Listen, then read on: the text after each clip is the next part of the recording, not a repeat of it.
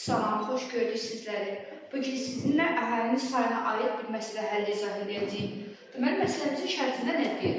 Deyir, ölkədə əhalinin sayı 2013-cü ildə 8,5 milyon nəfər olub. 2017-ci ildə isə artım olub 9,3 milyon nəfər. Bu artımın 300 min nəfəri təbii artım hesabınadır.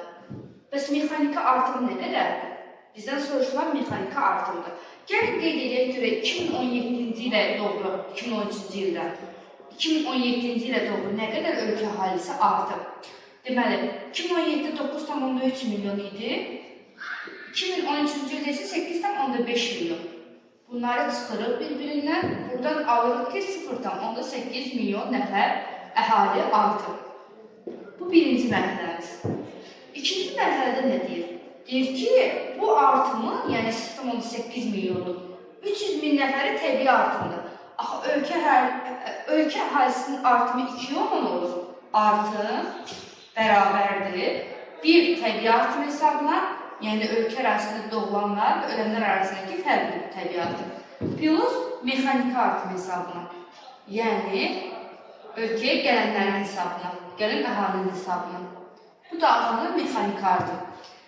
Təbii ümumilikdə artımımızı bilirik. Ümumi artımımız 0,8 milyon nəfərdir. Yazırıq 0,8 milyon. Bərabərdir. Təbii artımda bilirik ki, şərtdə 300 min nəfər verir bizə. 300 min plus mexaniki artım. Mexaniki. Milyonu əvvəlcə açıq şəkildə, sözləri açıq şəkildə yazaq. 0,8 milyon. Milyonda 6 sıfır var. Ona görə yazırıq 800 min nəfər. Nəyə görə? Çünki vergül 0,1-in aparacaq. Ona görə 5 sıfır yazırıq. Plus 300, mində də 3 dənə sıfır var, 3 sıfır əlavə elədik. Plus mexaniki artım.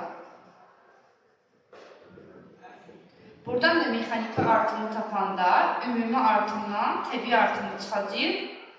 Bizə verəcək mexaniki artımı. 800 mindən də 300 mini çıxacaq.